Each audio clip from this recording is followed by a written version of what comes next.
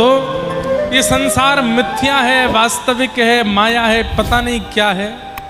इसलिए ठाकुर जी जो करा रहे हैं वो करते चलो, बस उसमें प्रसन्न रहो। सत्यम परम धीमहि, ऐसे परम सत्य परमात्मा को हम प्रणाम करते हैं। धर्म प्रोजित कई तमोत्र परमो निर्मत्सराणाम सताम, वैद्यम वास्तवमत्र वस्तु शिवदम तापत्रयोन्मूलनम।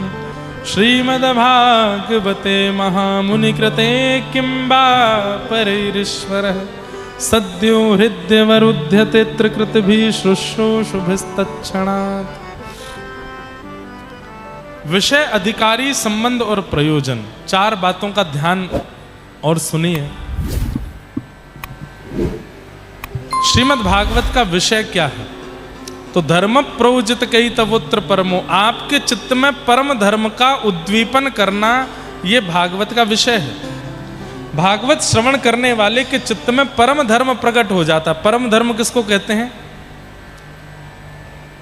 ठाकुर जी की पूजा करना, सेवा करना, आरती करना, नैवेद्य रखना, दीप धरना, ये धर्म है। पर भक्तिमती मीराबाई की तरह, गुसाई श्री विठलनाथ जी की तरह एवं सालबेग की तरह ठाकुर जी से प्रेम लक्षण की भक्ति करना, ये परम धर्म है। मतलब ठाकुर जी को भगवान मान करके भजना ये धर्म है, पर ठाकुर जी को अपना कोई संबंधी मान करके उनसे सेवा करना, ये परम धर्म है। और ये परम धर्म श्रीमद् भागवत जी सिखाती हैं। आपके मन चाहे पने से नहीं होता। ठाकुर जी अपने आप अपने भाव को प्रस्फुटित करते हैं, अपने आप अपने भाव को स्थापित करते हैं और उसी भाव से सेवा कराते हैं। जरूरी नहीं है सबके लिए लाला हैं, किसी के सखा हैं, किसी के मित्र, किसी के सखा हैं, किसी के प्रेमी हैं, किसी के भाई हैं, किसी के बंधु हैं। सबसे ठाकुर जी के अलग अलग संबंध हैं। तो हे मोहे नाते अनेक मानिए जो भावे, जो आपको भावे वो नाता ठाकुर जी से जोड़ो, एक संबंध तो बनाओ। और यदि हमसे पूछेंगे कि सबसे बढ़िया संबंध कौन सा, दो, या तो सखा या फिर गुरु। क्यों? ये दो ही हैं जीवन में जो गिरने से बचाते हैं। अच्छा सखा होगा तो पतन नहीं होने देगा, फेल नहीं होने देगा। अच्छे गुरु जीवन में होंगे तो कभी पतन नहीं होने देंगे। तो संसार में गुरु और मित्र ढूंढने के लिए तो निकलते ही हैं, अच्छे मिलते भी हैं, लेकिन यदि नहीं मिल रहे हो तो कृष्णम वंदे जगत गुरुम, ठाकुर जी को सखा बना, ठाकुर जी को गुरु मानो और ठाकुर जी को सखा मानो। और ये दोनों संबंध अर्जुन ने भगवान से रखे, गुरु का भी और सखा का भी। और इन दोनों संबंधों के कारण अर्जुन अपने संसार रूपी इस भवाटवी से पार हो गए, महाभारत जीत गए। बंधुओं, महाभारत एक युद्ध पहले हुआ था ना, आज भी हो रहा है। हम सबके जीवन में एक अलग सी महाभारत चल रही है। यहां पर कोई भी व्यक्ति ऐसा नहीं बैठा है जो ये कह सकता हो कि मेरे जीवन में कुछ नहीं है ना। सबके जीवन में एक चल रही है। और हर व्यक्ति को पता क्या लगता है, मेरी जैसी कष्टदायी किसी की नहीं चल रही होगी। जितना कष्ट में मैं हूं, जितनी भागदौड़ में मैं हूं, जितना परिश्रम मैं कर रहा हूं, जितनी पीड़ा में मैं हूं, जितनी चिंता, सोच, डिप्रेशन, एंजाइटी, इन सबका सामना जितना मैं कर रहा हूं, उतना कोई नहीं कर रहा होगा। सबको लगता है, पर हम सबकी महाभारत चल रही है। पर महाभारत में विजेता अर्जुन ही होता है। महाभारत तो दुर्योधन की भी चल रही है, दुशासन की भी चल रही है, भीष्म पितामह की भी चल रही है, द्रोणाचार्य, कृपाचार्य की भी चल रही है। हम कौन हैं? हम जरूरी नहीं है कि महाभारत के अर्जुन ही हैं। हमको लगता है कि हम अर्जुन ही हैं, पर अर्जुन नहीं है। अर्जुन वही है इस संसार रूपी महाभारत में जो इनकी शरण में है। वही अर्जुन है जो नित्य तिलक धारण करे, नित्य कंठी पहने, नित्य एकादशी नियम करे, नित्य भागवत भगवत वार्ताओं को सुने और कथाओं में कही गई, शास्त्रों में कहे गए भगवत आज्ञा को मान करके जो जी रहा है, वो इस संसार रूपी महाभारत का अर्जुन है और वो जीतेगा, वो जीतेगा।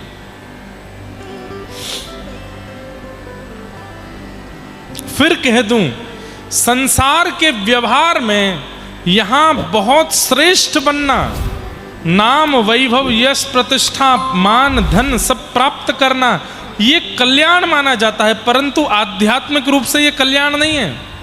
कल्याण उसको माना जाता है कि यहां से गए और फिर कभी ना आए, वो कल्याण है। और वो उसी का होगा जो इनके शरणापन्न है, जो इनकी शरण में।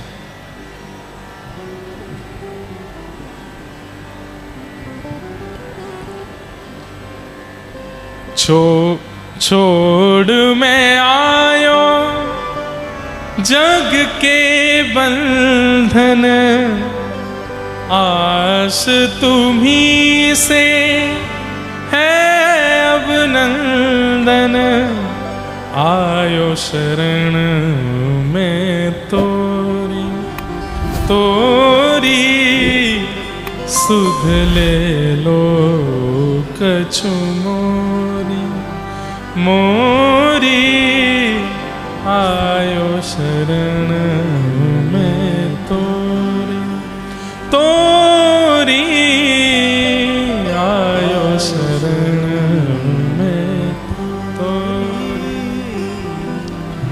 जो सब भुला करके इनकी शरण में, वो अर्जुन है संसार रूपी महाभारत का। और जो इनकी शरण में नहीं है, संसार में है, तो वो दुशासन भी हो सकता है, दुर्योधन भी हो सकता है, भीष्म पितामह भी हो सकता है, और भी कोई भी कर्ण भी हो सकता है।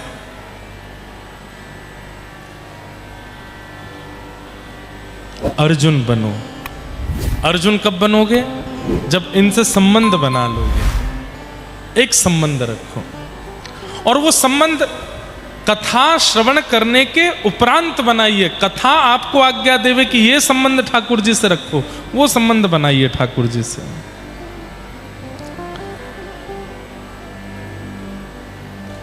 संबंध बनाने का अधिकारी कौन है?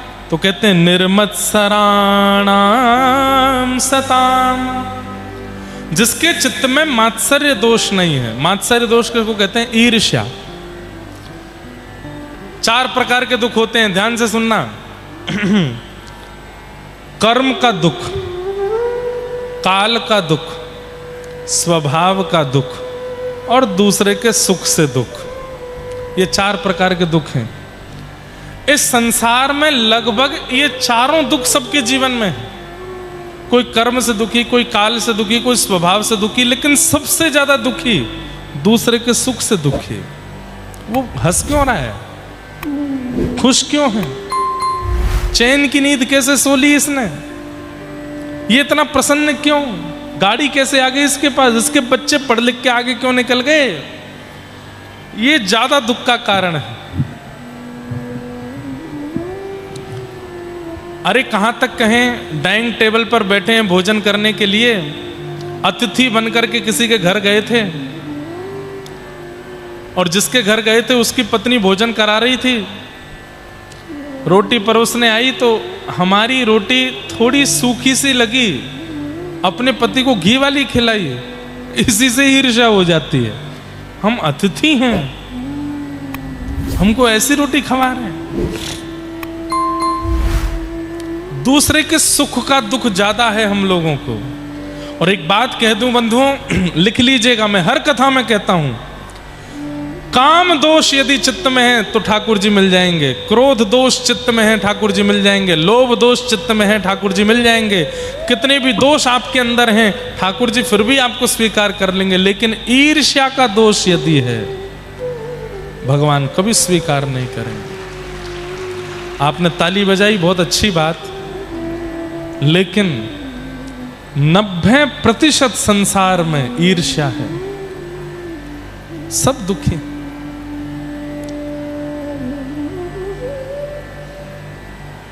ईर्ष्या, और ये ठाकुर जी को बिल्कुल प्रिय नहीं। ईर्ष्या प्रिय नहीं।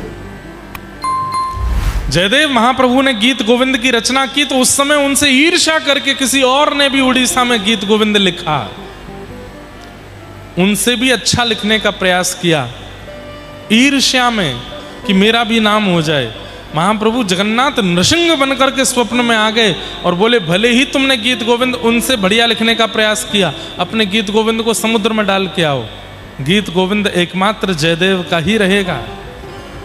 ईर्ष्यापन्न होकर के यदि कुछ लिखोगे मुझे कभी स्वीकार नहीं है। ईर्ष्या विमुक्त होकर के जयदेव महाप्रभु के चरण की कण लेकर के माथे से लगा के कुछ नवीन लिखो, मैं स्वीकार करूंगा। ईर्ष्या में नहीं। ठाकुर जी को ईर्ष्या अच्छी नहीं लगती, इसलिए कम से कम बंधुओं ईर्ष्या मत करो।